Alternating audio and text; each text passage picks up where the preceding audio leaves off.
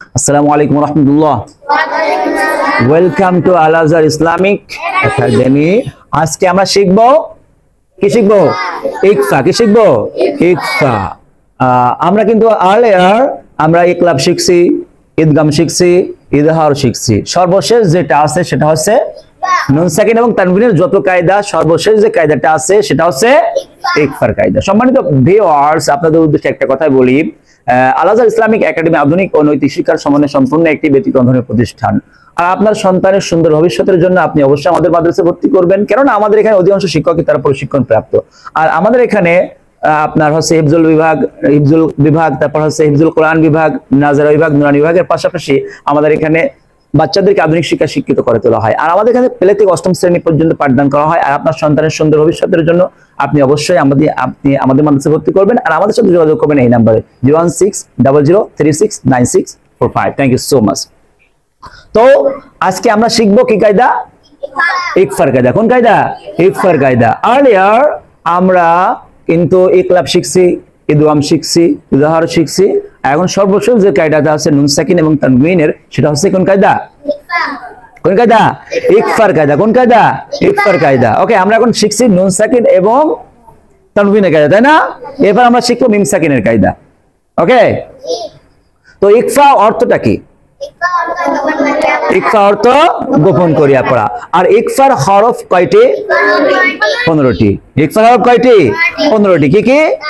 তা, সা, জিম, দাল, জাল, জা, সিন, শিন, সদ, কদ, অ, ওয়া, ফা, কফ, কা। ওকে, পরে তো দেখি নাকি? ওকে, তো আমরা অনেকে এটা মনে রাখতে পারি না, কষ্ট হয়ে যায়, তাই না? এই জন্য আমরা একটা সুর দিয়ে সুন্দর করে পড়তে পারি। তাও, সাও, জিম, দাল, দাল, ঝাউ, সিন, ও শিন, صاد ضاد طاء ظاء فاء قاف কাফ, নাকি? ওকে, তুমি মনে করো ওয়াজ করতে গিয়ে একেবারে স্টেজে উঠছো, বলে দিবা এই মানে কি বলে এই শের বলে দিবা একটা, মানুষকে অত বুঝবে নাকি? মনে করো বক্তা তো সেই ওয়াজ করে নাকি, একেবারে সেই ওয়াজ করবা।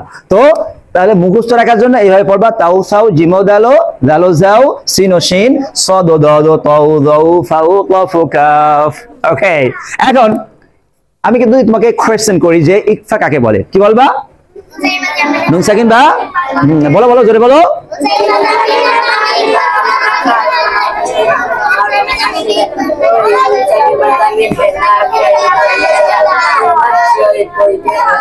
ওকে, বুঝা গেছে? তাহলে নুনে সাকিন বা তানবিনের বামে ইকফার 15 হরফের যে কোনো একটি হরফ আসলে ওই নুন সাকিন বা তানবিনকে নাকের ভিতর লুকাইয়া গুনার সহিত পড়িতে হয়। ওকে, যেমন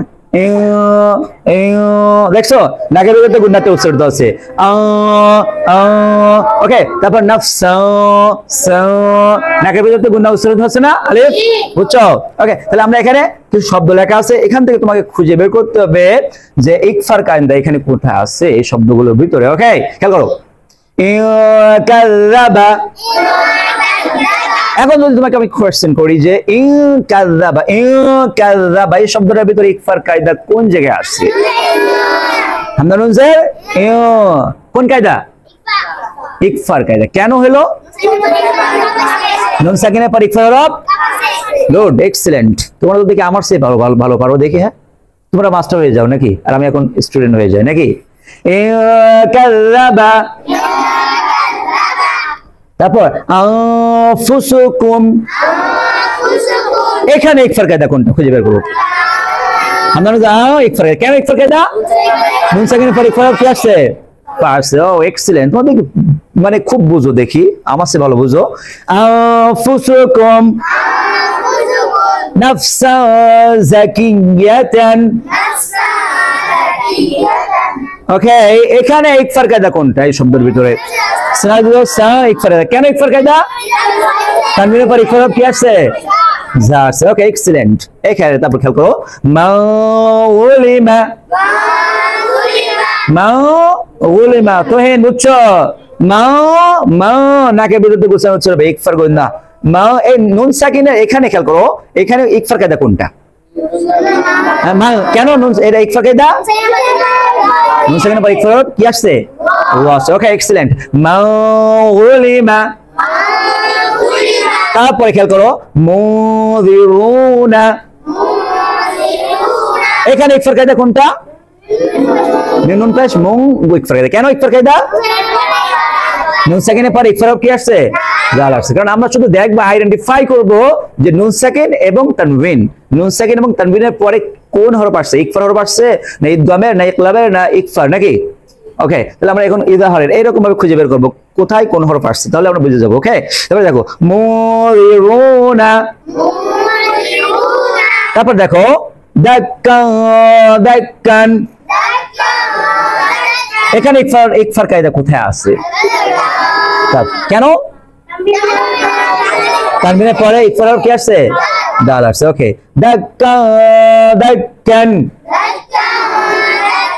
এবার নেক্সট দেখো ইনশাআল্লাহু,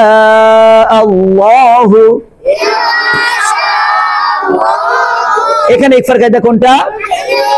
কেন ইকফার কায়দা? নুন সাকিনের পরে ইকফার কি আসছে?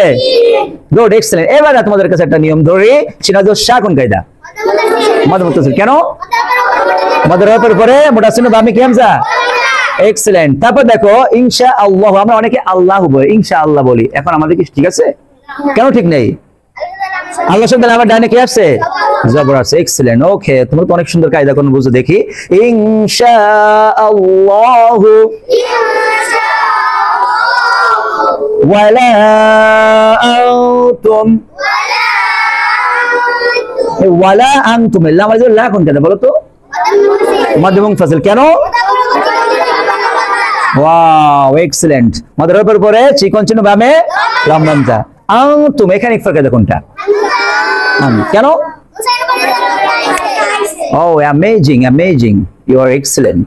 ওকে, তাহলে ওয়ালা আনতুম। ওকে, তাহলে আমরা আজকে শিখলাম ইকফার। আমাদের কিন্তু অলরেডি আমরা কিন্তু ইকলাব, ইদগাম, ইজহার নাকি এট লাস্ট অবশেষে আমরা কি পড়লাম? ইকফা পড়লাম।